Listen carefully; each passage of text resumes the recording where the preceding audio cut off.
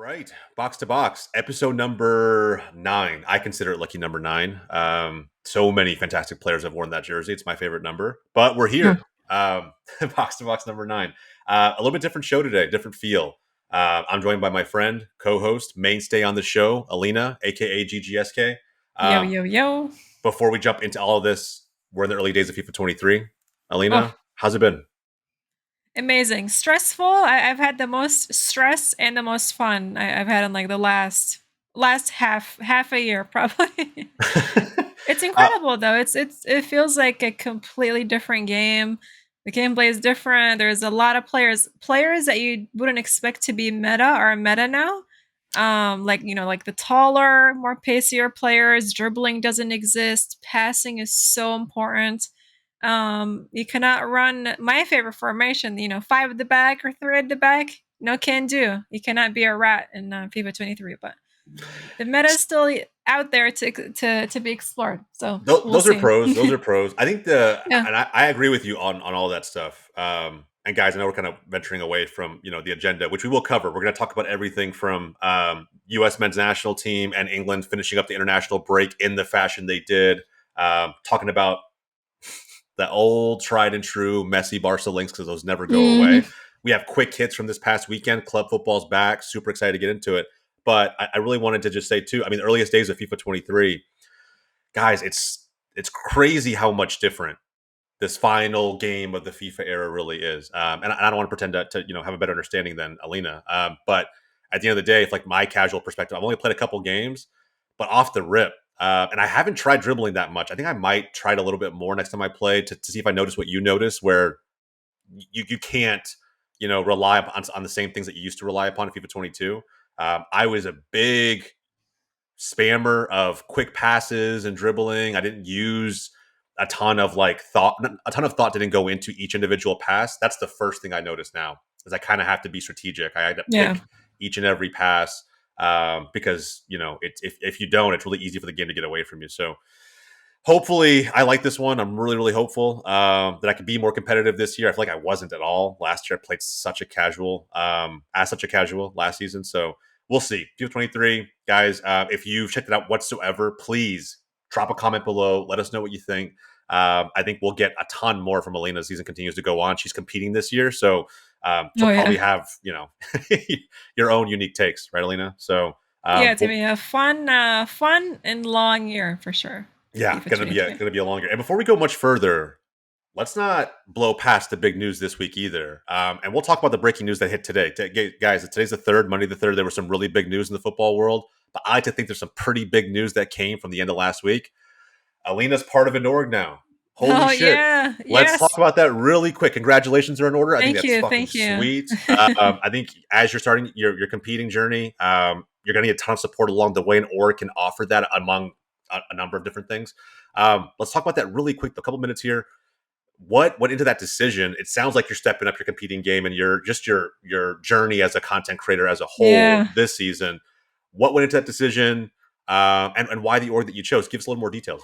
Yeah, well, I think just being a professional player was one of the main things I wanted to do this year, both with my channel and my FIFA career, because I've been playing for so long casually, like since, FIFA 14.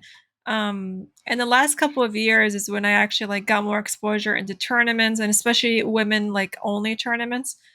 So it was, it's the last year of FIFA before the title changes. I wanted to compete this year. I want to, baby steps. Obviously, I would love to get into FGS, and then we'll go from there.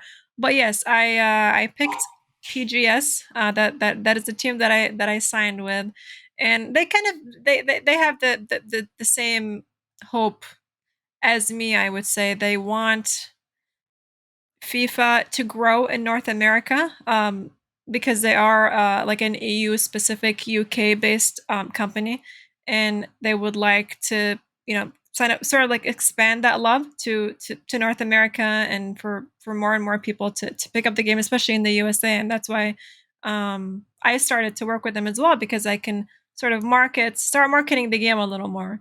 Yeah. But yeah, that is. I'm super excited. day one I got the game early, and I got to grinding. I picked my first icon too, which is pretty neat. Oh shit! Who'd you get? I got 85 Hernandez, the Mexican striker. Ah, Yeah, he has a so 3-star weak foot, that's what I'm but saying. So like, it's not. It's like kind yeah, of exciting that you got an icon, but like, yeah, yeah, that's good. yeah, from an SBC too. So unfortunately, I cannot sell him. But yes, I'm super excited. I cannot wait to get started, and hopefully, only good things from here. Absolutely. Only good things from here. It's exciting times. And guys, I don't want to downplay this at all. I think signing for an org and taking your career to the next level in any way where you get some additional support as you continue to grow, huge fucking thing. And I'm super proud of Elena for getting that done. And I think this is Thank going you. to be a massive year ahead. So Thank you. now, on to the breaking news that most of the football world is consuming today. Gonzalo Higuain, for those who maybe live under a rock and are not familiar. And you know what? I will say for the more casual fans, especially here in the States, it might have been easy to forget about Higuain, right? Because he hasn't been, unless you're an avid MLS supporter, unless you live down in Miami and you follow the Inter Miami matches kind of week in and week out. If you do that, I mean, also kudos to you because Ray Hudson's an unbelievable commentator and he gets to commentate those games. I love listening to them.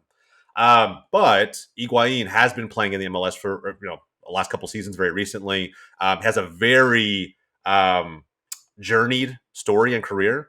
Has an amazing run, which is still kind of crazy because I never, being a Barca fan, I never considered Higuain to be this like giant threat for whatever reason. I think Madrid's had so many prolific goal scorers.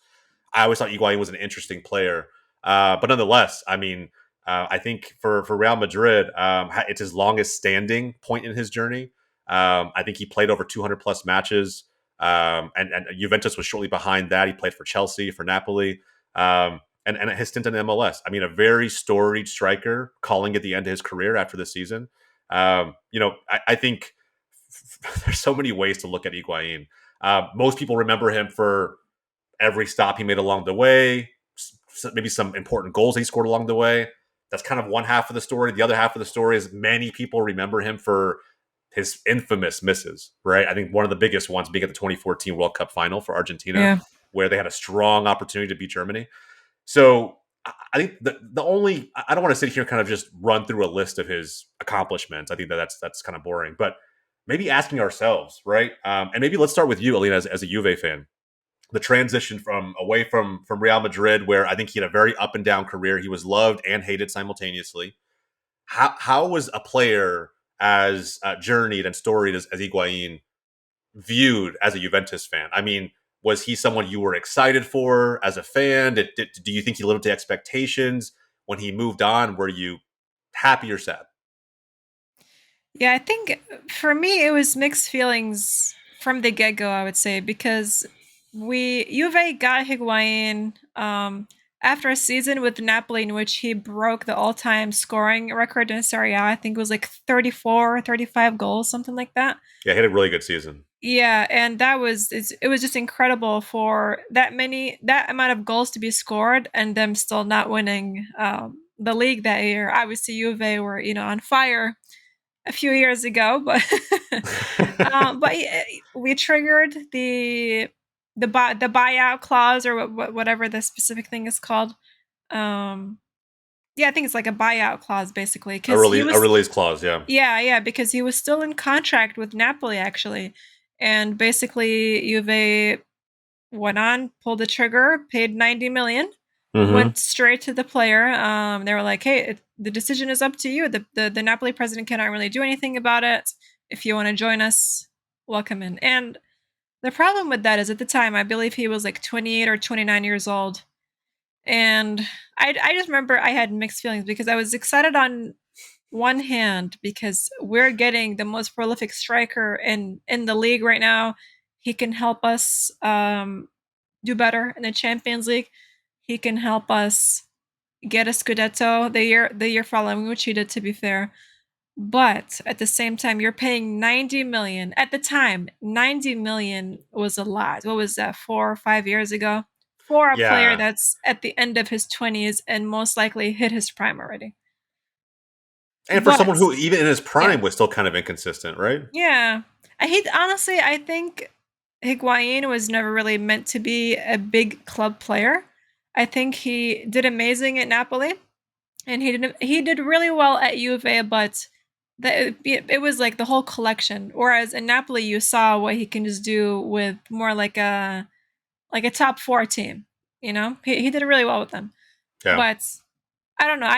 I'm eternally grateful for everything that he did for Juve and the important goals. I still remember that goal he got against Inter. I think it was like in the last like 10 games. Yeah, 10 games of the season. He did it really well, and he scored the winning goal against Inter. I think it was like 2017 or 18. I'm not exactly sure. It was a header.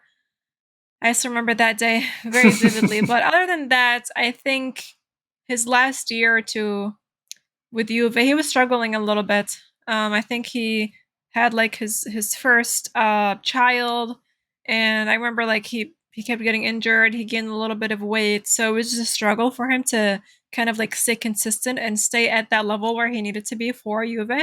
yeah, And unfortunately, that just it just happens. Unfortunately, that he kind of just stopped after 32, 33, whereas other players sometimes, they go into 35, 36, 37. But for yeah. him, I think overall, if you look at the overall picture of the Higuain story with Juve, I don't think he was worth it. We should have spent that 90 million elsewhere. Yeah, and it's so you if you break it down by stats, your feeling Yeah. is pretty correct, right? Because like from he had roughly the same appearances, so he had actually three more appearances for Juve as opposed to Napoli. It was 146 to 149 in total, and for Juve he scored 66 goals, whereas for Napoli he scored 91. Right, Mm. so it's yeah, I mean, if you look at based it off those stats alone, right? Like goal per game and how much you spend per goal, yeah, he had a significantly better career Yeah. at Napoli. At Real Madrid, though, and this is what I think really because I think when new age fans think about Higuain, it's really easy to make comparisons to journeymen like Morata because Mm. that's how people think, right? They're like, oh, Morata's one of those guys that's kind of like Higuain. He just always finds himself at these big clubs, but most people don't consider him a big name striker, a big club striker, right? He's just kind of either change of pace off the bench, maybe at times can be somewhat clinical I guess when he really, really needs to be, but misses at the same time so many opportunities.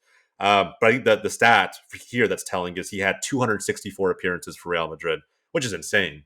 And I don't know if that's total, like aggregate, because he had stints where he came back.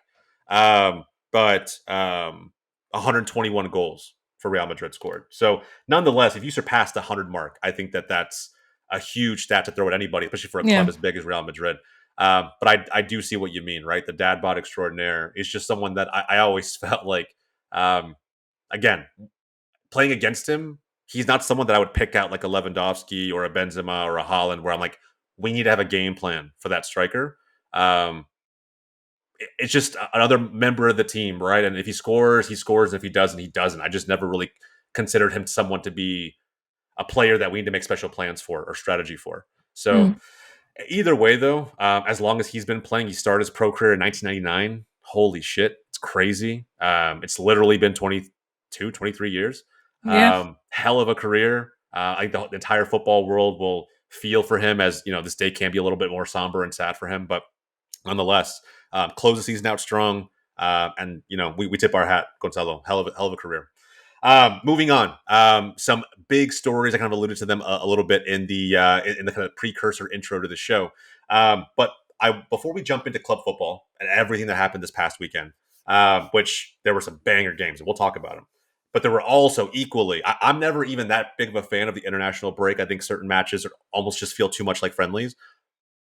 But the way that specifically the U.S. men's national team and England ended their international break, I think gave us more than enough to talk about heading into club football this past weekend. So let's talk about it. Let's start with the U.S. and then work our way over to England. U.S. men's national team. Holy shit! I thought I was going to see a different version of these guys heading into the Saudi Arabia match, and it just wasn't. It was more of the same.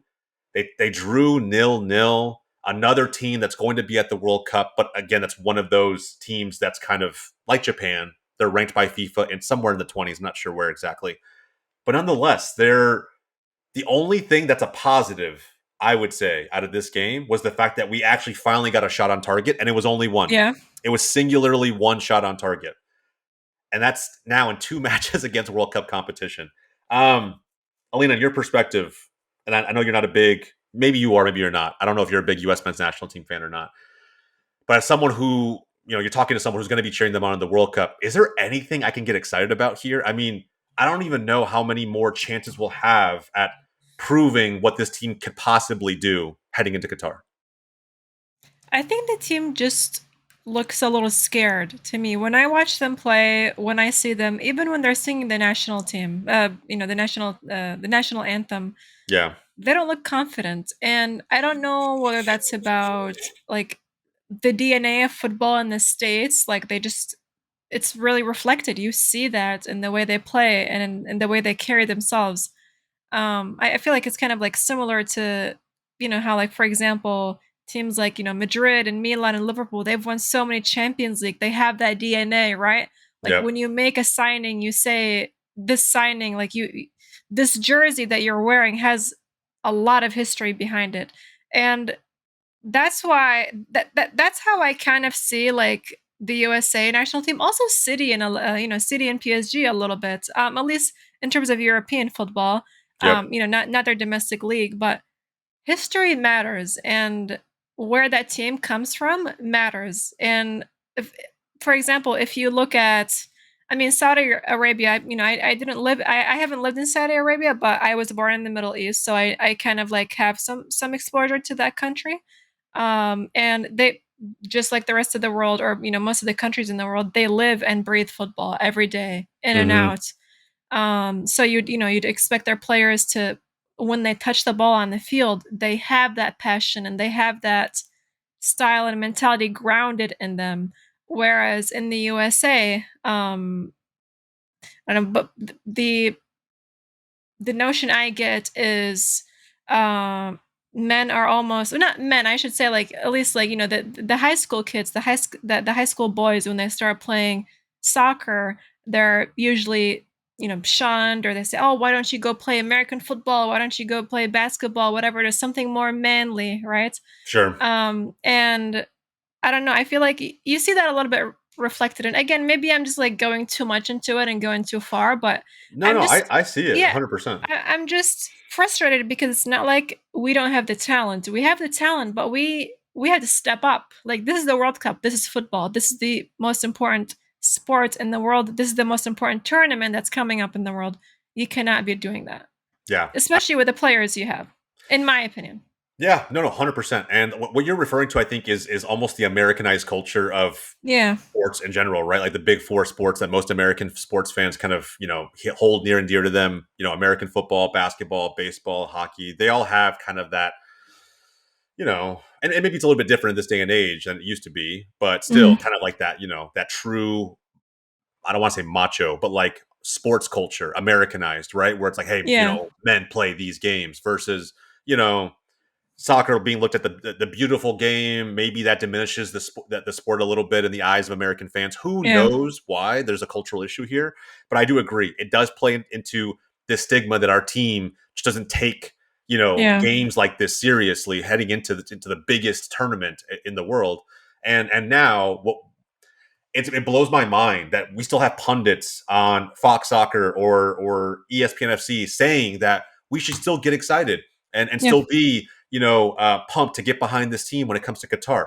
What are we getting excited about? Like I don't see anything. Like there's the only positive that came from the Japan match into the Saudi Arabia match was that the team we played didn't dominate as much. Like Japan flat out dominated USA. Yeah. Going to the Saudi Arabia match, I guess Saudi Arabia didn't have that same type of dominance, but US was still very flat, had zero identity to how they played when the press came, the high press, or when adversity came within the match itself. They just didn't know how to get out of it. They didn't know, like, when things don't go their way, it almost feels like United last season, where they just mentally, all the strategy goes out the window and they just try to wing it and try to figure out a way to get around this, but they're all very disjointed. There's no clear identity across the entire team. And to me, that stems from Berhalter.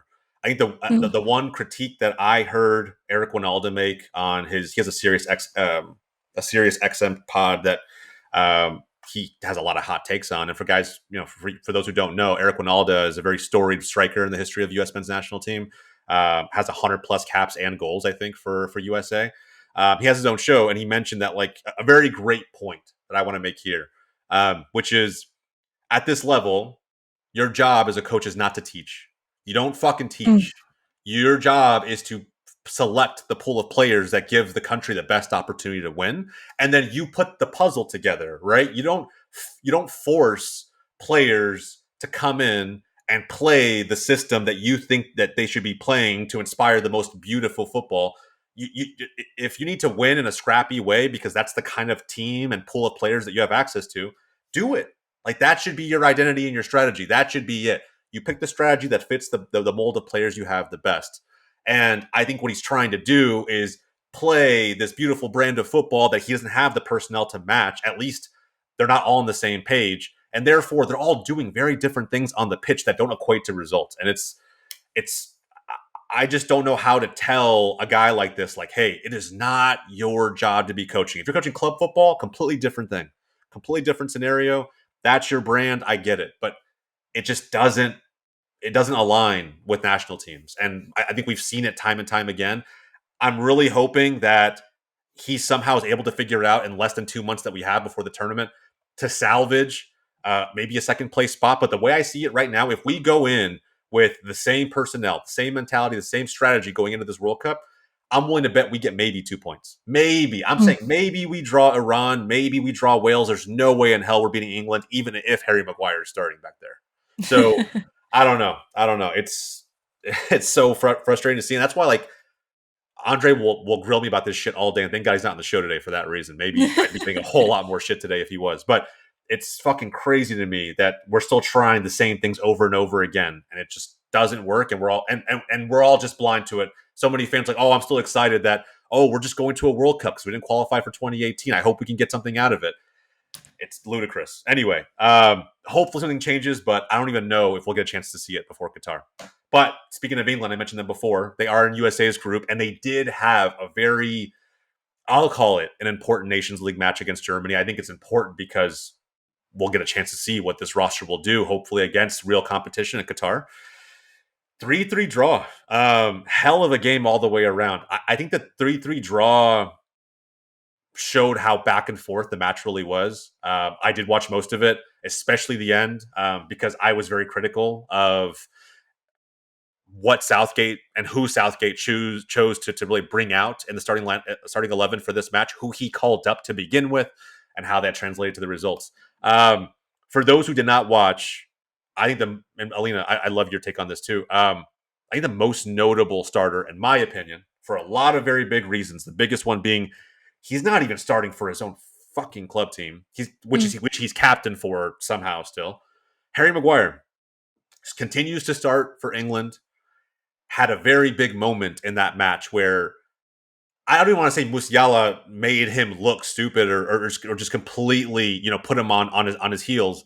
That wasn't really even it. It was a very basic cut, and Maguire reached in horribly, very mistimed, takes him down in the box, and they get a penalty and they put it away to kind of kick things off in a really big way in that match.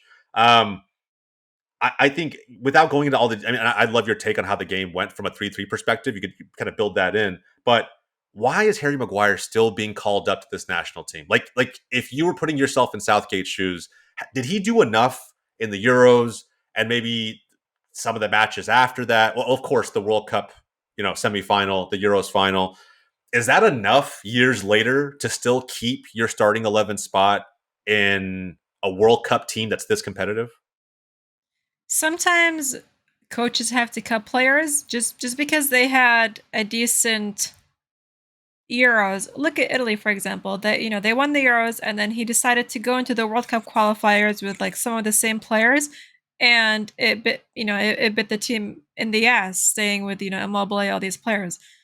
So I feel like it's on a smaller scale for England having Maguire in there, because ultimately think he's that important to the team. Although I believe that Tomori should be starting. And I think it was a shame that Tomori did not get he got called up to the team. He didn't get a single minute in all the games, not a single minute. And I think he was actually sent off to go back to Milan. Yeah, he didn't even make the He roster didn't. for England Yeah, Germany. yeah. He didn't travel with them.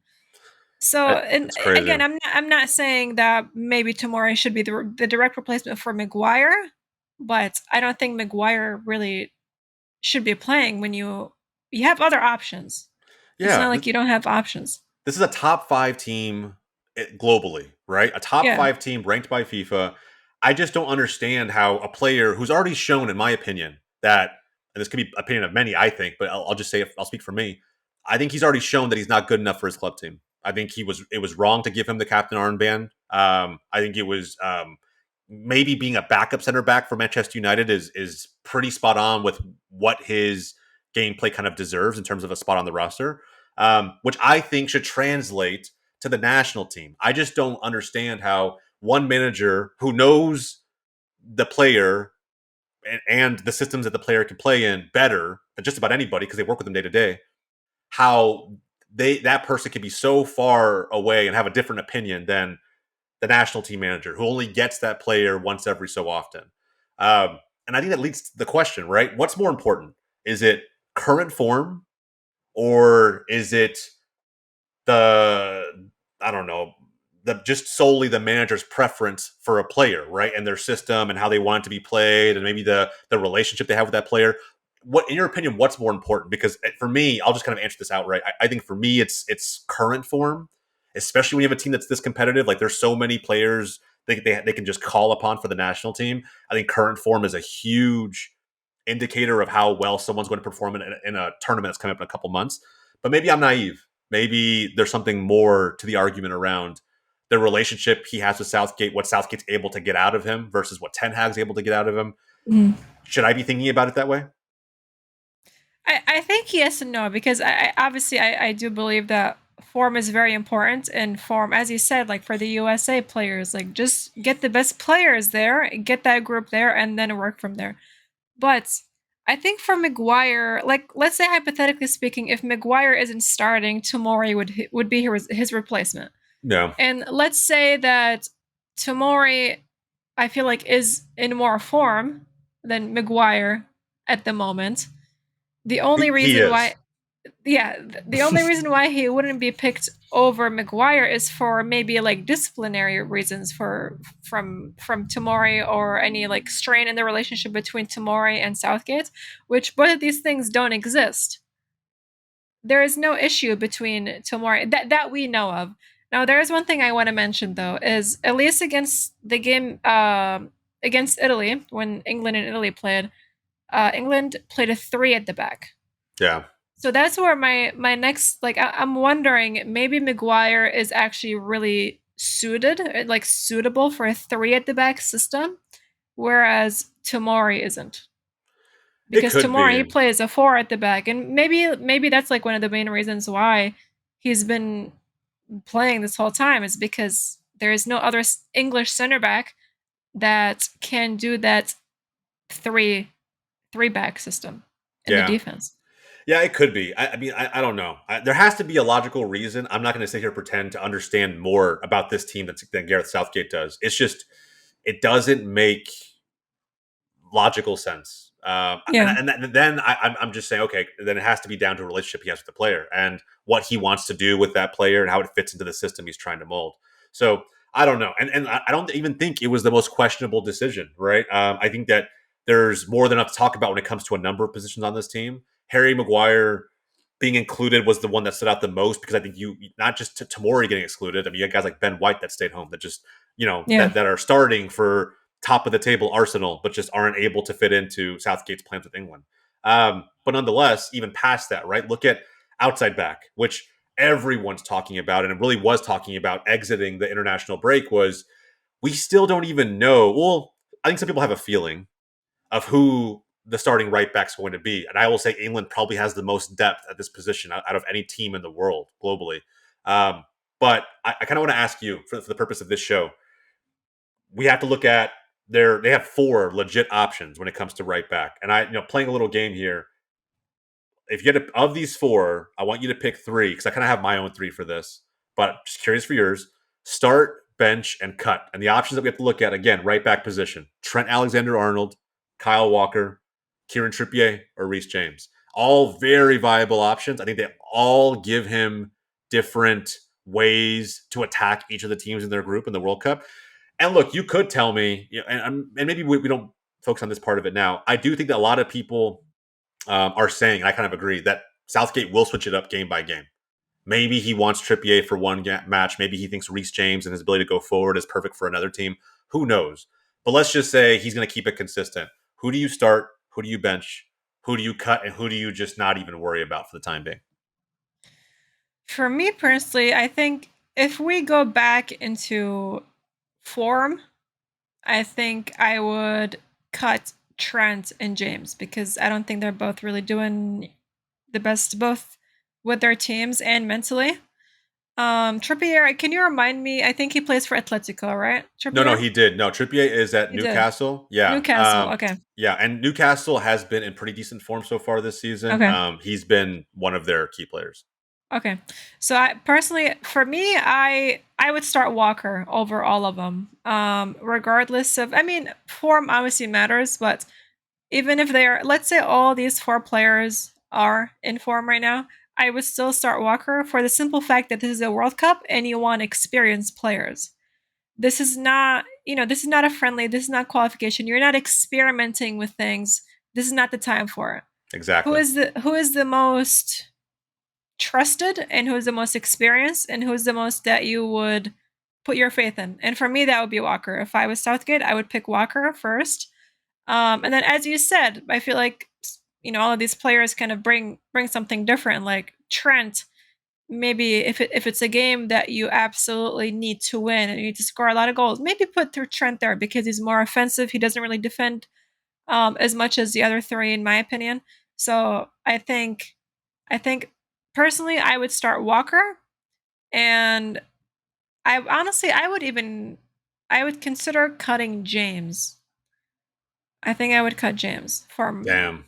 if Rip they're Chelsea only fans. yeah, if they're only deciding to like take two right backs, right? Like, so like the starting right back and then his backup, I would do starting right back Walker, backup. I think Trent would be a little more balanced to take the World Cup.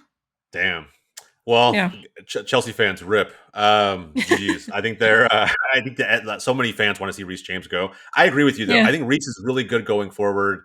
He's in my opinion, he's a better defender than Trent Alexander-Arnold. But Mhm. I don't. So here's I'll give you my three and the logic behind it. I Yeah. like Walker. I think Walker needs to start. I think he's the most versatile. I think Pep plays him in so many positions. He has experience at center back. He has experience at right back. He could play in five back systems, three back systems, and he knows how to go forward. So I like him all the way around. And depending on the team that you play, you could sub him out for someone like who offers the same type of speed, someone like Reece James, maybe Trent, but I don't like Trent. I'll be honest, the one I'm going to leave off entirely for this thing is Trent Alexander Arnold, Trent. and only because I have yet to see any moment so far in the first month and a half of the season that I feel encouraged by. Like Yeah. it's just he looks tired. Like just the whole Liverpool team looks tired right now. I don't know if it was because they played it up until the final of every competition they were in last season, and they've been operating at a high level for the last few seasons. But Trent just looks tired. I would still take him to the World Cup because I think he's a world class talent, but it's almost too big of a risk with how little he tracks back on defense. That it's just very very risky to start him for me. So I would start Kyle Walker. I would bench Reece James. I like having his athleticism on the bench for whatever reason. Um, man, it's so hard to cut Trippier. I actually love Trippier. If Trippier was faster and more athletic, it would be so close between him and Kyle Walker for me. Yeah. But because you just have so much talent at this position, and Trippier, I mean, his one redeeming quality is a free kick specialist, right? He had that crazy goal in the World Cup semifinal, and or was it the Euro semifinal? I think it was the World Cup. Um, but nonetheless, like in the end, he had a crazy goal against City this season. This season Yeah. alone, he had that crazy, insane goal in that 3-3 draw. That's a great reason to keep him around and bring him onto the roster. I just don't think he's going to see much game time unless there's a very specific opponent that England is playing Yeah. and they want to include him on. But I think we both agree. Walker's the guy for me, unless something crazy happens to Southgate's strategy or the formation they want to run. Yeah. Walker could just do so much. And if Pep trusts him, why wouldn't you? Well, that's another thing. Like, let's say they go into the World Cup doing the three at the back.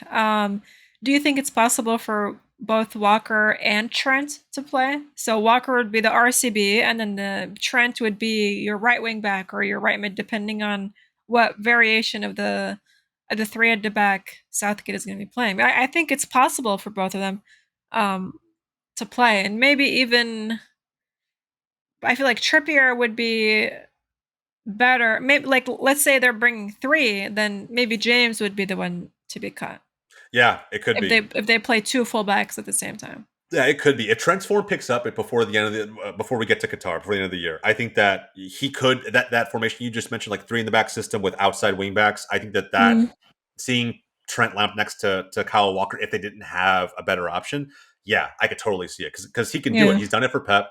When they have to when they move from a 4-3-3 into like a 3-5-2 or 3-4-3, he's the one that makes the pivot into that center back role. So I think he yeah. could do it. I just don't know what they do. But this debate has stirred up so much fucking controversy. I really don't know who he's going to lean on heading into that tournament, but I think you and I both probably agree it's going to end up being Kyle Walker. From there, it's anybody's guess. I think we'll see, Yeah. and I do think no matter what, club form should be a massive factor for who he decides to go with. I think Walker should be the clear cut starter, but like who you prioritize after that, including the Harry Maguire conversation we had earlier, that shit almost needs to line up with how they're doing it at the club level. Because outside Yeah. of that, I think you're just experimenting. And I agree with you. World Mm, Cup is not the experimentation ground for that. So mm. anyway, moving on. Another headline before we go into quick hits. And this headline will not go away. I promise we're going to see more of it and more of it until he figures out what his next move is. But Messi, who we have not talked a lot about on this show, mainly because plays in Ligue 1 now, plays for PSG. That team's so dominant. It's hard not to talk about them without saying, oh, hey, they won another match, which they did this past weekend, 2-1. But outside of all of those things, his contract at PSG is coming up, right? He has not chosen the third year extension option just yet. That's still on the table. Um, but he has very adamantly come out and said that he is, I guess, open really for anything, but hasn't, will not talk about it until the World Cup has come and gone. His entire focus is on Argentina for the 2022 World Cup, which begs the question, like everybody's asking at the moment, will he make that infamous return back to Barcelona so that he can get the goodbye that he really deserves? Um, I think Barca fans are so split on this question, considering what Barca has become in just a year or two since he's left. Last season was very rough. I think we would have all taken him in a heartbeat last season because of what our best options really were, and because the wounds were still fresh. Right, he had just left. But now, not that we've forgotten about Messi, right? But more of the question of if he were to come back, where does he fit in? Where does he come into this roster and have some kind of impact? Because the pieces that Xavi and Laporta have brought in since he's exited have been substantial. Look what Lewandowski is doing, right? Look at what Rafinha is doing. Dembele is finally back at where he needs to be. Then that midfield is so damn crowded. De Jong and Busquets might leave, right? But Gavi, Pedri, Kessie. I mean, there's so many players. Should Messi come back? And if he does, where does he fit in? It's so hard. It's so hard because how old is Messi again? 35? 34. He 34. he Okay. will be 35 when he returns if he were to come back. I think personally for me, and I'm actually excited to hear what you think about this as a Barca fan. But for me, the only reason why he should come back is to retire. That's it. So he's not. Yeah. I don't think he should be the starter all the time. So Um. like Ronaldo at United should It, like should like yes. Ronaldo retire there? No. No. I don't think he should. it was is I it was frustrating to see him not even subbed on against City, but that's I feel like that's We'll talk about that. We'll we'll talk talk about that about shit. that I a little got a lot later. of hot Yeah, takes. Yeah, yeah. But going back to Messi, it's just like I think he still has maybe three more years to give at the highest level. But here's my 2 cents is I feel like Barca have already moved on, like you said, like they're trying to build a new project, new players. They cannot go back. Like they've already taken that step forward. They cannot take 2 steps back now. And that's how I yeah. feel about that. It's just I think you have to like think about it with your head and not your heart, and that's what I'm trying to do. For Barcelona as a club, I don't think it'd be the best thing if Messi came back there. I agree. And it's so tough. So like if you were asking me like my opinion as someone who has to weigh the head and the heart respectively, my heart obviously says yes. I would love to bring him back. I would love to see him walk out with that. I want Ansu Fati to give his fucking 10 back, give it back to Messi. I want Messi to just put the jersey back on. I want him to be out there in training, seeing the video, seeing the content, seeing, even if he's being subbed on, seeing him come onto a pitch where the entire Camp Nou is standing and giving him the ovation. Like, yeah, romantically, I want all of that shit. Um, as a pragmatic football fan, it's so tough. And it's not even just for where does he fit in? I mean, what were his wages when he left? I mean, the guy was making an arm and a leg that right now we just can't afford to give financially. We've already asked so many players to take pay cuts. What we asked Messi to do the same thing. That was a point of contention when he left. Um, and then, yeah, just purely from footballing perspective, where does he fit in? I don't see him on the wing anymore. I don't think he's got necessarily that type of those legs anymore. Right, he's 34, about to be 35. I think Leva is that same age, but like his clinical finishing ability is very different than someone who's taking players on one from the wings and cutting in and trying to find space. Plus, we have players that do it. I don't want to say just as well and have all the fucking Barca fans be on my ass about that, but I will say that they do the job that Xavi needs them to do. I mean, and you see even guys like Ferran Torres not getting on the pitch because they're good players. It's just that when you have guys like Dembele and Rafinha, I mean, like how are you going to move them out? Yeah. So, and then if you do what PSG is doing and trying to move into a true 10 role, who do you bench? Pedri, Gavi? I mean, there's just so much that we have going on. This identity that we're trying to build, and I think most importantly, people forget that when Messi was here, our players, especially the young players, almost always only look to him. Even if it wasn't the best option on the field, we would always flock to him. Yeah. Find Messi. Not, hey, creatively build, find the lanes that are there, find the passes that are given to you, play tactfully, smart. We do. I think we're getting our shoes, comfortable, so to speak, on that front now with our young talent. But if he comes into the fold, how does that change? Do we just make a U-turn on all the progress that we've made? I don't know. I don't know. I would love to see him come back, but I think only in the scenario where he's coming off the bench for the final 20 plus minutes of the game, final 30 plus minutes to make an impact. And because he's experienced, that experience will deliver in games like in Champions League matches where, I mean, you're still seeing guys do it for Real Madrid. Look at Modric, right? Modric's 37 and he's still banging in balls. Not every single game. You'll see for La Liga, he doesn't start that much, not nearly as much as he Yeah. used to. They pick and choose his minutes, but he still has an impact. I would love to see Messi come back in that capacity. Whether or not he's okay with that, I don't know. You see, we talk about Ronaldo. Ronaldo is not okay with that shit. He wants to be the starter wherever he is. He wants to be the guy that's relied upon. I just don't know if he can be that guy at a club as big as Barcelona anymore. But we'll see. We'll see. I think Xavi would love to have him back. I would love to have him back personally, but just with the right expectations. Expectations are everything. So Yeah. we'll see. We'll see. Whether or not he fits in, I think we'll find out after the World Cup. But now, moving on. Quick hits, guys. We had club football return from the weekend. And shit, it came hot and fast on Friday. With Bayern, thrashing. I can't remember who it was. 4-0. Oh, Leverkusen. I don't want to talk about that game though at all because Leverkusen didn't play at all. They were just dog shit from Yeah. minute 1 to minute 90. We weren't touch on that game at all. Bayern found their shoes again. Mane got on the scoring sheet. It was great to see. I guess if you're a Bundesliga fan or a Bayern fan, but the game was just crazy boring to watch, completely one sided. Let's move on to the matches that I think we all tuned into. It was Derby weekend in the Prem, so we're gonna stick it, right there Oh. first. And man, what a great weekend. Arsenal, top of the table, showing that form again. And I'll be real, exposing Tottenham for the frauds they are. 3-1, convincingly beating Conte's men. I think Conte probably had a shit ton of things to say. I don't even think this is a reflection of Conte, if we're going to be honest right now. I don't even like Conte that much. And I think you could see very visibly that his team was just not doing what he probably prepared them to do. And I think that it just like even Son, man, I think Conte will continue to bench him at times moving forward this season because the guy is just, I don't know, kind of lost in my opinion. The match ended 3-1.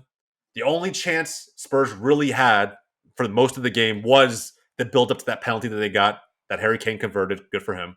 Um, but I think that Son, they had so many more opportunities or more build up plays that could have taken place had Son just been able to link up, and he couldn't. He looked off a step. He missed Harry Kane on a couple. He missed Richarlison on a couple. And just it looked like someone who they just signed and is trying to find his footing with a new club. Yet he is, the Golden Boot winner from last season. I don't know what to make of Spurs. I do know Arsenal look like a real contender for this season now. The match between them and Liverpool next weekend will be huge. The match between them and City later in the month will be even bigger. Um, but nonetheless, I'm not expecting Arsenal to I'm not sitting here saying, oh, they're going to win the title. It is great to see us in first place. But I think that the bigger storyline for me is I feel like Tottenham were exposed. I don't know. Do you feel the same way? You were a big believer in this version of Spurs. I do, and I think I still believe because it's just one game, and it's the first game that they've lost this season in terms of Prem football. Mm-hmm. So it's not that big of a deal, but at the same time, you are playing against one of the direct contenders. So far, I just looking like, and I was hoping to just get a little more, just a little more, maybe even a draw, even if it was undeserved, which it would have been completely undeserved. If they drew, I think Arsenal dominated. I think they 100% deserved the 3 points, and I was just mostly disappointed at Spurs, both Spurs and Conte. I just Yeah, was. yeah. I It's was. and that's I how all Spurs expected fans more. felt. Yeah, yeah. Especially for like where they are right now and their performances. Not necessarily their performances because they're more of like, like that counter-attacking team. So you're not gonna see beautiful football, you're not gonna see attacking football. But Which up is a to this huge point, problem for me, by the way. I will say yeah. that. Like, man, isn't it? Do you think it's weird? Like, and maybe you can answer this as a Juve fan because Yeah. I was having this argument on Saturday. Someone was asking me, especially when Harry Kane drew, because I was saying I was watching this with a few different people, and I kept saying it's crazy to me that Spurs fans will celebrate the shit out of this team when they score, but not really care about any of the play, any of the actual football that gets played throughout the match. And that blows my mind because like part of why I fell in love with Arsenal in the first place was during the Wenger era. He played beautiful football. It was very reminiscent of why my family fell in love with Barcelona years and years ago, even before I was born, which was like the fact that, it's not so much about the result. The result, you always want to win matches. You want, especially when you support a big club, you feel that you deserve to win every single match. That's how you should be going in mentally. Yeah. But I do think that like how you play football, you play, that you're fluid, that your possession is just where it starts. It's what you do with the ball, how you build up play, the chances you create, the touches you have in the opponent's third. All of that needs to get you excited, not just whether or not you won the day on the score sheet. I think that's if you do things right, if you play football the right way, the score sheet will be reflective of that. Usually, at times it's not, but Yeah. usually that's the case. As someone who has been critical of Allegri ball and how Juve has gone away from some of their beautiful play into this modern era where they're being more direct, do you not feel that Spurs fans should be more critical of Conte and the style of football that they play, considering that it's almost too pragmatic? They only get a handful of chances every week. I think I think there's a difference between like playing beautiful football and like losing, and then playing not the most aesthetically pleasing football but winning. Kind of like what Conte did, what Ancelotti did with Madrid last season, Mm-hmm. and what maybe Allegri did for 5 years or so with Juve. Yeah. And I think I think there's a clear boundary because if you're playing like absolute crap and you're losing, like Juve, for example, in September, that's a red flag. If you're playing, defensively, but you're getting the results like Conte, it doesn't look as bad. If that makes sense. And I mean, look at where beautiful football got City and PSG. They haven't done anything with their beautiful football in the Champions League. So it's not always about that. I mean, both of these teams got outplayed, outclassed by Ancelotti, who's more of, that tactician, more defensive, more conservative. And he played the counter-attacking football and he pounced on the chances. So I That's fair. think That's fair. I think it depends. It's just, do I for me personally, if I'm watching my team, do I want to see beautiful football? 1,000%. Do I want to see beautiful football and get smacked every weekend? No. That's fair. I just want to win. That's what I want. I Yeah. want the points and I want to win. Yeah. I think, and granted, you should never be sacrificing W's for Yeah. just to play beautiful football and say you had more possession, because possession doesn't win you trophies. We all know that. As a Barcelona fan, I know that more than most, right? Like Mm. plenty of games during the Messi era where we lost, or we lost a Champions League tie overall, because even though we dominated 70% of the ball, it just didn't translate into goals. I think you Yeah. have to get the goals for beautiful football to exist. But if you could do both, why not, right? And I think Exactly. that's kind of what I'm getting at. And I think, and it's, the comment about PSG, I think you are 100% right. I will say though, I just think Real Madrid in that tie, I think PSG was the better team in that tie. Real Madrid simply have more clutch players, specifically Karim Benzema, and I think that he showed up when it mattered, not just against them, but even more impressively against Chelsea and City, right? So, Yeah. I think clutchness, that factor is fucking insane, and sometimes that clutchness can overtake a game, and those moments become bigger than the match itself. But yeah, I don't know. That's all I was getting at with certain Spurs fans who say, winning is the only thing that matters. Yes and no. I don't think it's that concrete. I think that the style of football that you play and having an identity past the results is what makes the beautiful game beautiful. And I love Yeah. that aspect of it all. So I don't know. Either way though, I'll fucking take it. Gunners take it 3-1. We move on. Now, the other side of the derby, which is, I think, the way bigger talking point, because not only was it a 9-goal thriller, but holy shit, did City just get off on the right foot, completely thrashing United. And even though it was a 9-goal thriller, it ended 6-3. It was 4 goals in the back of the net for City before United ever chimed in, ever even started to become relevant in this game. So, and here's the thing, right? With this match, there's a lot to kind of peel back. I want to start with the decisions being made at the very beginning of the match, because to me, that is where I am most critical. I have very close friends in the circle in our goal server that are big United fans. A lot of creators out there, I'm sure you know a few, that are big United fans and are backing Eric Ten Hag's decision to bench Casemiro and Ronaldo, which Ronaldo's like, whatever. I get from the whole like pressing standpoint, he doesn't do some of those things, and you want at least a forward who's going to press City whenever they have the ball, because they have a lot of it. But I just feel like Casemiro makes, I don't know, and he hasn't had some of the great first games for United. But when you're playing against arguably the best team in the world, do you not want the serial winner and their mentality and everything they bring to the pitch in the lineup for that game? Otherwise, why did you spend the 60 million plus to get him? I agree with that. And uh, it's just so hard. It's so hard for United because I don't even know what the problem is. Like, okay, you don't want to play Ronaldo because of pressing. Why are you, exactly like you said, like why are you not playing Casemiro? You just spent so much money on him. He's technically your star player. He's the most valuable player on, or Yeah. the most valuable, the most money you've spent for a player on on the squad. And it's just, You know what's crazy? Here, let me throw this out at you, because here was what I yeah. read from like a senior source at United, was that apparently Ten Hag, well, one, he's picked the same team that he picked for the last 3 Prem matches where they won, and one of those being Arsenal, right? So it's like, oh, okay, like you be the top team in the Yeah. table. It makes sense, I guess, logically, but and that's one reason. The other thing is, apparently, because he wasn't able to get every player that he wanted in the preseason and the offseason, however you look at it, the board wants Ten Hag to basically pursue every every player that they have at their disposal, he wants to include them as much as he can until they've proven that they no longer fit the mold for United, that they no longer belong here, that they need to move on and bring in more talent. He's basically giving every player a shot until they prove they don't deserve it anymore. And here's the thing. I get that. I get giving managers time to figure out what they have in terms of their player pool and how that fits into their system, and et cetera, et cetera. But I already asked the question, right? If that's the case, why are you buying a 30-year-old Casemiro if he's not going to be playing in games just like this when you really need him to play against the best teams in the world?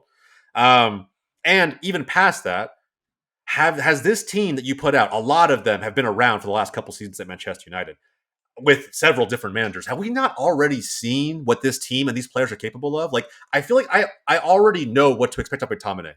I already know what to get out of that guy. I don't think I need to start him against the best team in the world and watch him get completely dragged along the ground by guys like Rodri and De Bruyne and Foden just to prove, oh, okay, well, I gave him the shot, and now I know he's not the right guy for our team. It's like I feel like we already kind of know that. Why are we still experimenting with matches this big? Like, I don't know. That's what supporters seem to be saying a lot across Twitter, across the broader United spectrum.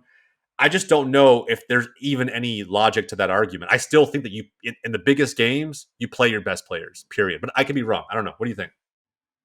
1,000%, because those bigger games are not always about what the players can do technically. It's about the mentality of even before setting foot on the field. How are you approaching this game? And we saw how they approached the game. They conceded 6 goals. Who concedes 6 goals? That's just insane to me. That's Yeah. just insane. And you know what's crazy? I threw this stat out because there's a good buddy of mine who's kind of we've been arguing since the game. In all honesty, we've been on Twitter arguing with each other since the game ended, and he still right now till this morning will defend Ten Hag. And what I always say is like, look, I get the logic and I get why you're backing him. Like, logically it makes sense. It's like, oh, you guys, you pick the team. You're not going to disrupt what's already working, right? If it's not broke, don't Yeah. fix it. But I agree with you. On Derby Day, with one of the biggest rivals you will ever have, you throw every stat, every former game, everything else out the window. Doesn't matter. It doesn't matter. I don't care what those players have done. I'm picking the team that, one, probably trained the best this past week in training, has the best mentality for a game this big, and has, frankly, the most upside. When I look at McTominay, I think the most, because he has such a crucial position as a pivot, the most you're getting out of him is a draw with City, maybe. Like, I just don't see how he's going to contribute in a big way to help United win that match. Whereas, like, Casemiro, I think you could get his mentality, his preparation alone. The guy is a serial winner. He has Yeah. multiple Champions League titles. And more importantly, I can't remember ever him being in a game where he got scored on 3, 4, 5, 6 times in a match. I just can't remember. This happened less than a year ago to McTominay. Liverpool last Yeah. November completely dragged United 5-0. And he started on that team. He's seen this time and time again. We've seen the same things. I feel like we're in crazy town. I just don't know why we're still Yeah. seeing the same old players start for United. But, if they want to give the manager more time to experiment, because I guess that's what the Premier League is for, right? Most competitive league in the world. It's for experimenting. That's what I would do, by the way. I would give him time. Yeah, you Because should, but I mean, okay, let's say Ter Stegen, what am I saying? Let's say he's sacked and you bring in I don't know, who is the best coach in the world for you they right were now? Zidane? sure. Ancelotti? We'll say him or Pochettino is probably the best available, maybe, but Yeah, no, not even available, the best period. the Who best is the best period coach? manager. Yes. Oh, that's tough. Ancelotti, I guess you could say. Ancelotti. Maybe Pep from tactics perspective, but yeah, those two guys probably. If you get those guys to United, they're still going to be the same team. I don't like it when people use I don't like it when people only blame the coach. And maybe I'm a little ironic because I'm always blaming Allegri. But I think the United problem lies very deep, Yeah. and it's not all for them. number one, it is about the coach because why would you get a coach with that kind of system, knowing he has that system and knowing that you don't have the players for that system? It's just not gonna fit. You know Yeah. what I mean? Like, I mean, they had to get somebody. They had to get I somebody, know. and he's a young coach that kind of still has to prove himself a little bit. Yeah. Joining the Prem. And I agree with you. You should give the manager time. As someone who's an Arsenal fan, and many fans, many Gooners wanted Arteta out. Season or two ago, right? Like they Yeah. wanted him out. Look what he's doing now. You need to give the manager time.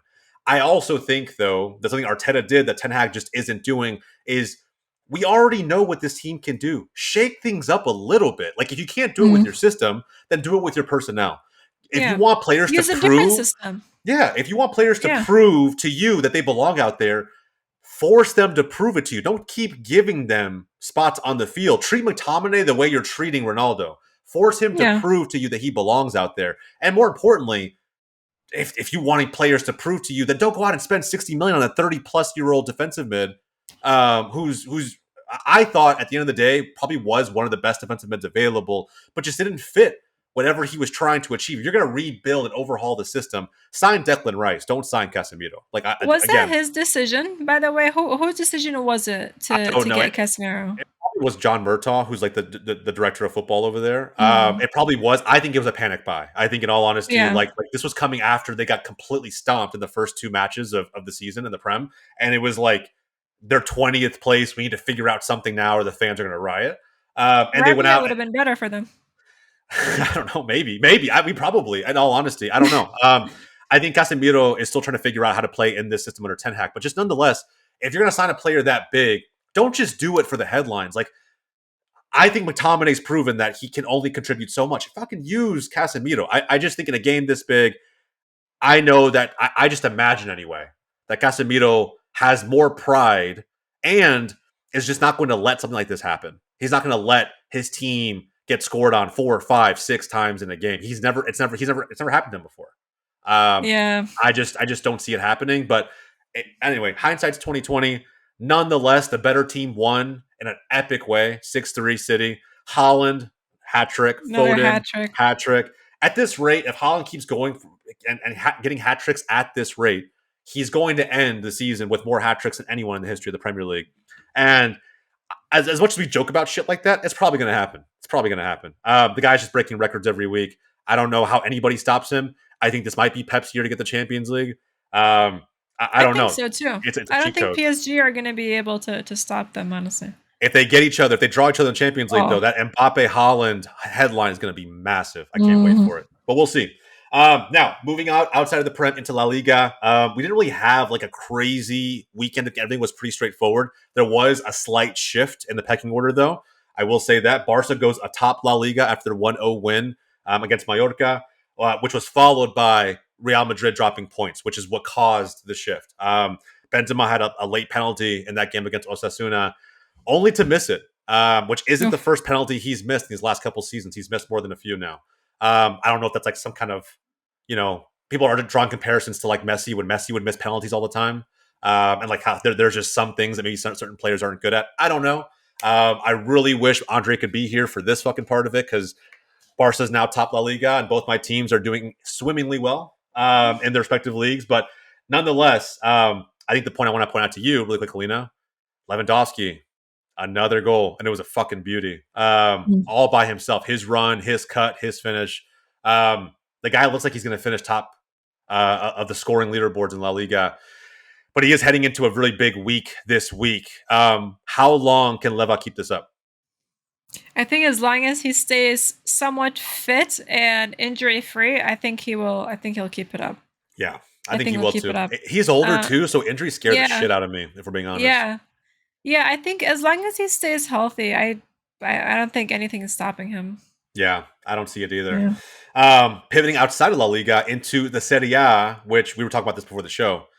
Juve, big fucking win. And look, it looked like they were frustrated after the last couple of weeks, and were just finally found a way to take it out on Bologna. Because I saw a very different Juve team.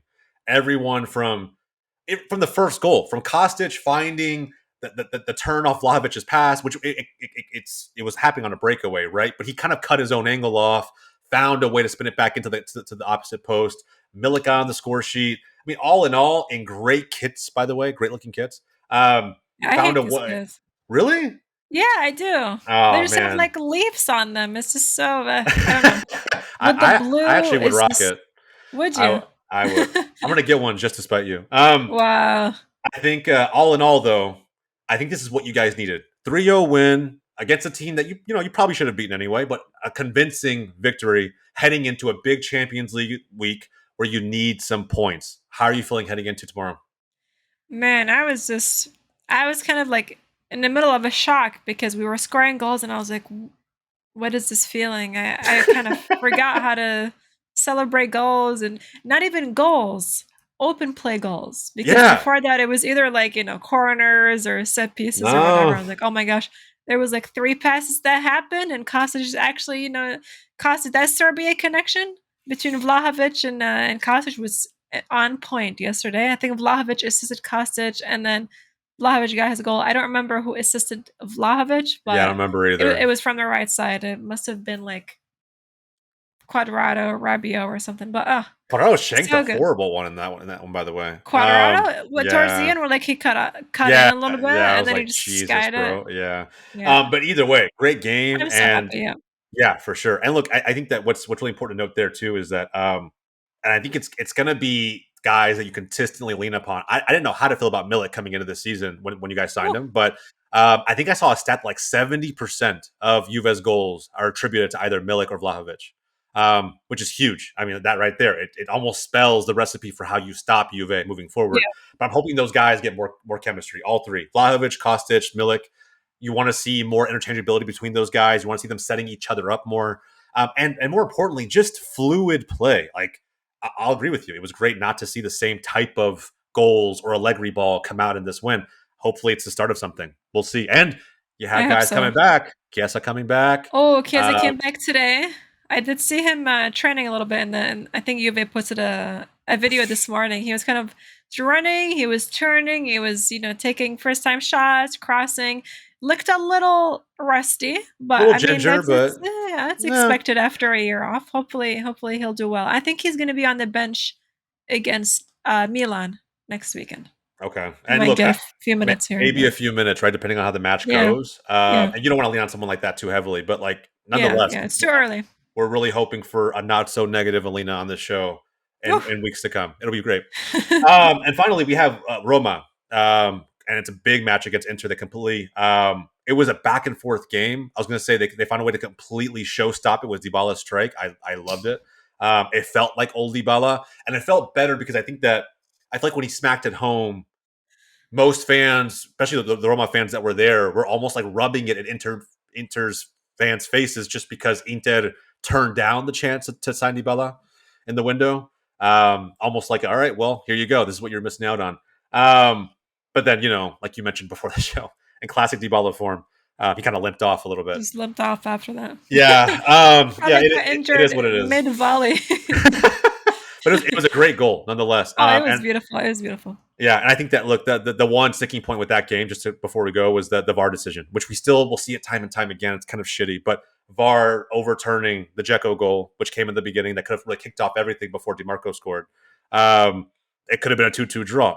Who knows? It could have sprung Inter to life in a really big way. Lautaro could have gotten going, and it could have been an Inter win. We don't really know, but nonetheless, Roma fans will walk away very happy. Now, the final segment of the show today before we wrap it up. UCL predictions, scoreline predictions for this week. We're going back into Champions League matches, guys. And look, if you agree or disagree with the decisions, please let us know in the comments down below. I will say we've had a couple hot takes really pan out in this show, some that failed miserably. I'll pat myself on the back really quick. Last week, You Trossard got over that right. Hazard. Damn, that feels good. Yeah. Yeah. Trossard hat trick on the weekend against Liverpool, which was a massive game. I know we didn't talk about it a lot, but massive game, that Brighton and Liverpool game 3-3. Crazy. Yeah. That is true. And I think Did Zerbi was his first game with them too, the Yeah, coach. So that was 100%. good. That Yeah, was and good. to see Trossard do that again, Roberto Martinez, what the fuck are you doing? Let this guy be a bigger player on the national team. But anyway, Yeah. UCL predictions. We got 3 big matches on Tuesday, 3 big on Wednesday. Let's go to the 3. We're both giving scoreline predictions.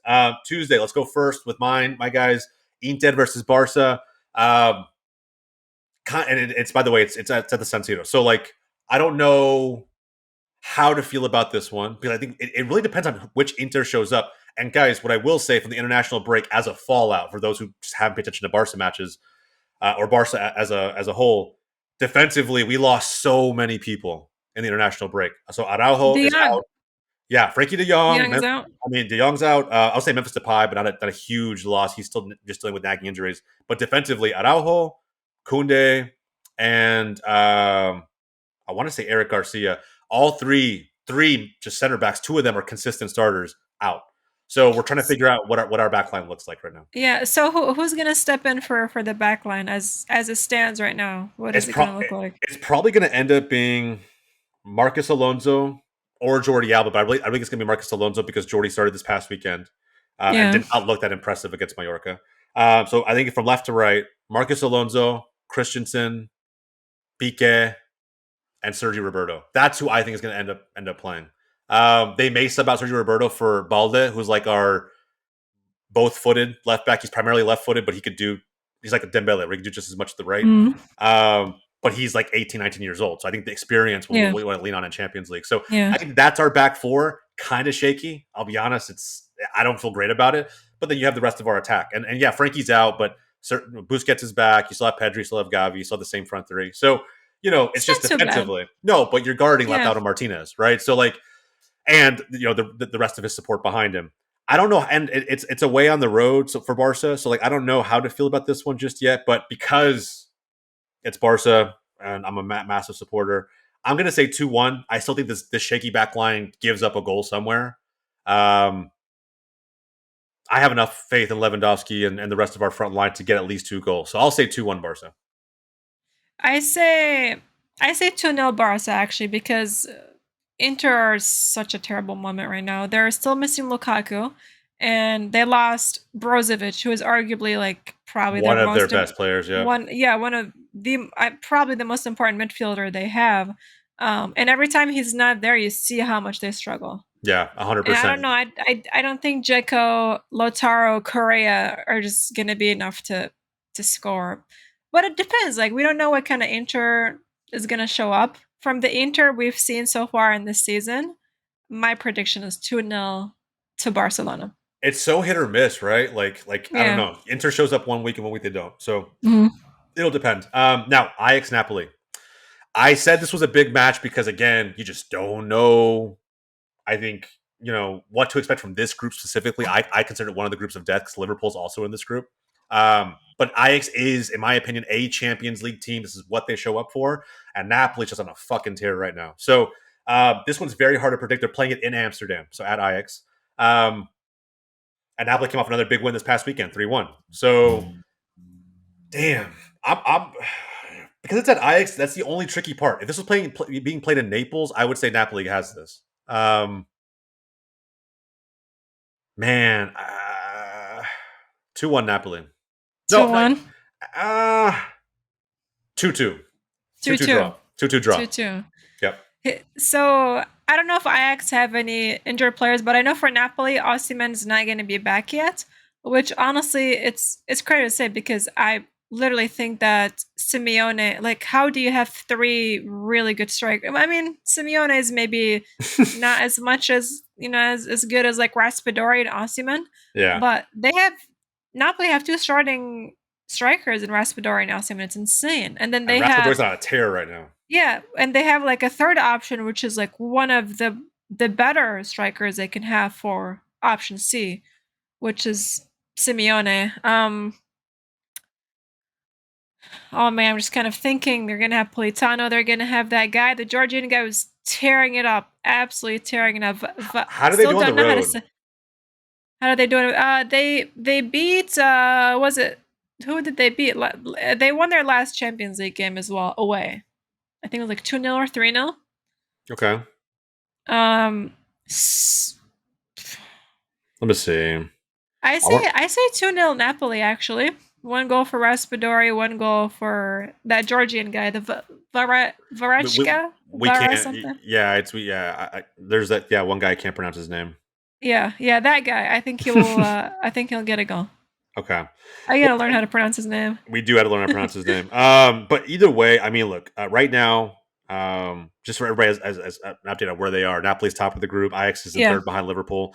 I Mm. think, we're probably both it's probably happened somewhere in between us in all honesty. But either way, probably a fantastic match. And then finally, doesn't seem on the surface, it seems like it's easy to call this one, but I called them frauds earlier in the show, and I feel like enough recent performances support that.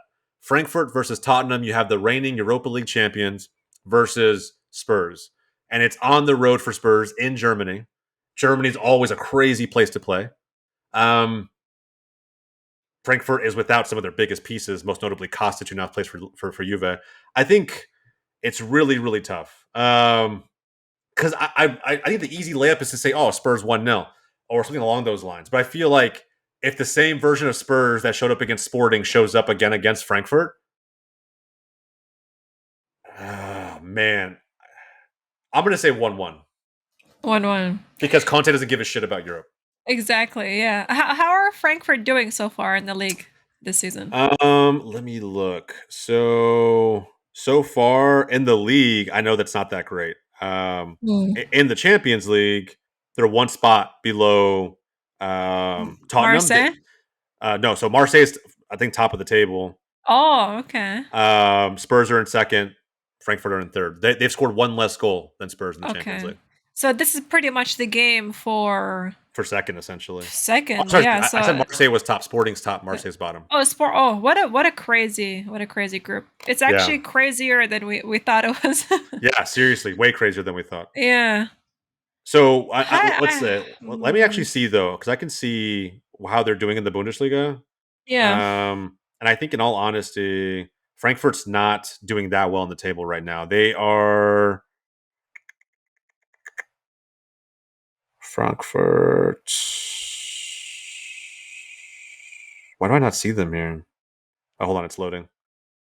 Mid table. They're mid table. So like, Mid table. Okay. yeah, yeah. It's not anything crazy. Like it's seventh, eighth place, seventh place right now. So I mean, I give don't me know. I mean, give me a number.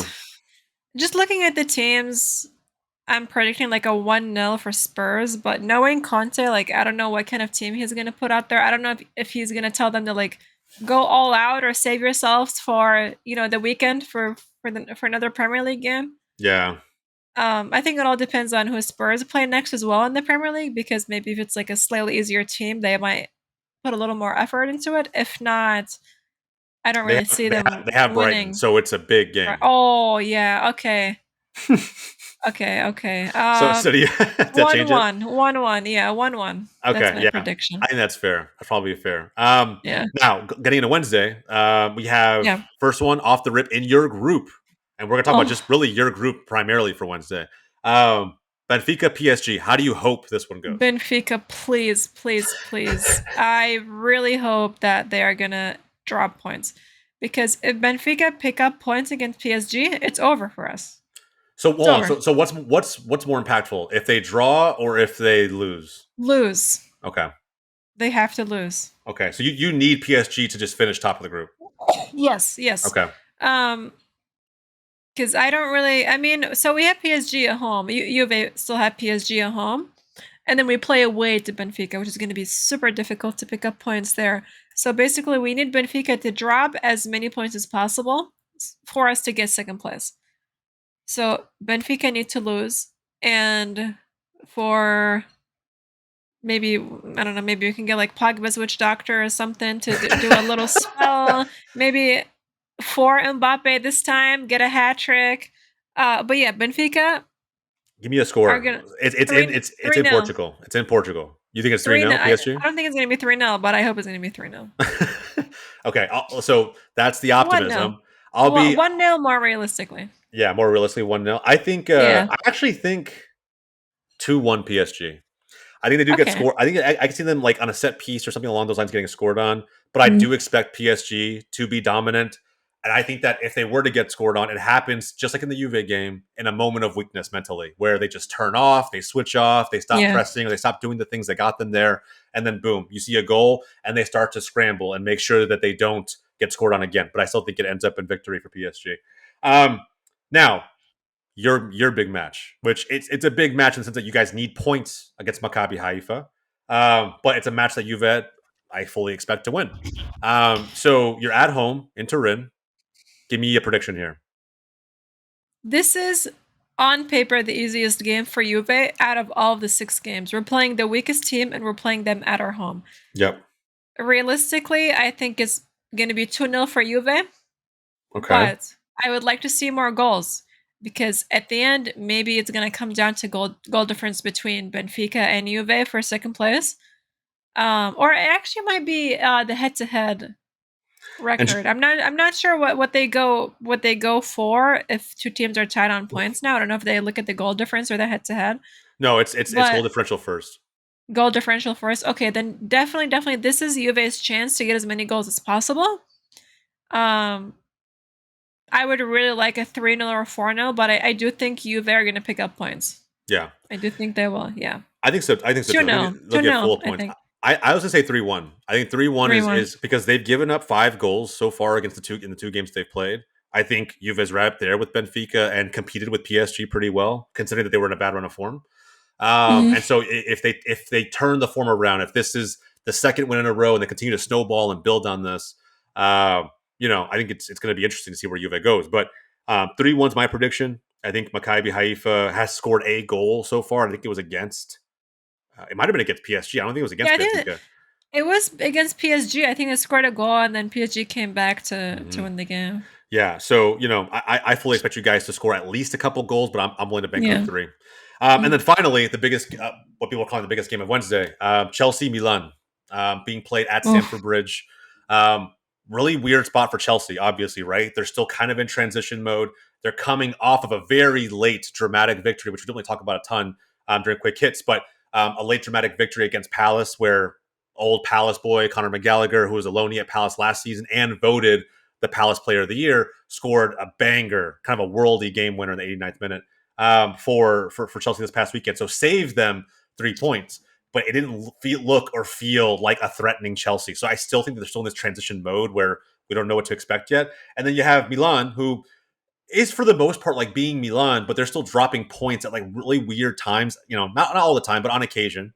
In the Serie A, I still think they're the more informed team, though. I still think they have more options up front. They seem like the more attacking minded side at the moment. Um, who would you pick to win this game in London? Man, I think Milan have a bunch of injuries. Like I think Theo's out. Salamakers, who's the right winger for Milan, usually is out. You have Manyan out. Uh, I'm probably Origi or Origi, Origi, Origi, Origi, Origi. Origi. He's been very inconsistent with them so far, but I still think that Milan are actually going to win. I expect a 2-0.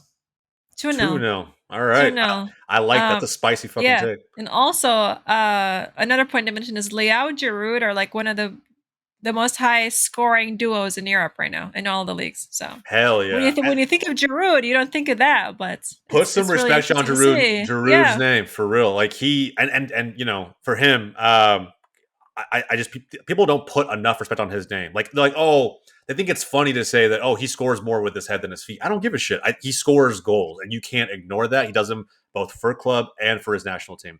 With that he's at the said, right place at the right time. that's a skill. It's a Mhm. fucking skill. Chelsea versus Milan. This one's so hard because if it was in Milan, it would be clear cut for me. Milan. I think one You nil are Milan. you are wearing black and red, so One nil technically, Milan. Yeah, I can't cheer for Chelsea, man. Chelsea's so. I love seeing Chelsea fans in shambles, and it's my dad's a Chelsea fan too, which is kind of crazy. But Mm. it's I don't like being the Arsenal supporter that I am, a Gooner. I obviously want to cheer against Chelsea as often as I can, but right now it's just they're too unpredictable. It's too hard to figure out what version of this team's going to show up, who's going to dictate things for them in midfield. They still haven't figured that piece of it out, and whether or not Aubameyang is going to get into goal scoring form. I just don't see where the goals come from. So Mhm. if I'm judging off of their last Champions League match right before Tuchel got fired, I think we see something similar. 1-0, crazy weird goal. Maybe Giroud gets it. Who knows? But I think Milan takes that one. So I don't know, guys. I like Big it. week ahead. We're going to talk about a lot, probably the fallout of not just Champions League, but probably Europa League as well on the next episode coming next week. We'll have Andre back on the show, a 3-winded take, so to speak, for the next episode. But Alina, this was great. Thank you so much. I appreciate it. And guys, keep following Alina on socials. She's starting this competitive journey that I think we should all get behind. ggSK is her Twitter account. It's her account for just about all of her social channels. We're gonna link that down below in the description. And guys, by the way, if you haven't already, like the episode, subscribe to the pod. It's free. What else are you doing? And guys, we're gonna have more of these week in and week out. But as always, box to box, episode 9, presented to you by GOLZtv. GOLZtv is live. You can go check it out today at GOLZ.tv. That's your free, unlimited soccer content. And just like that, we're all through for this week. Alina, thank you so much, and we'll see you guys next time.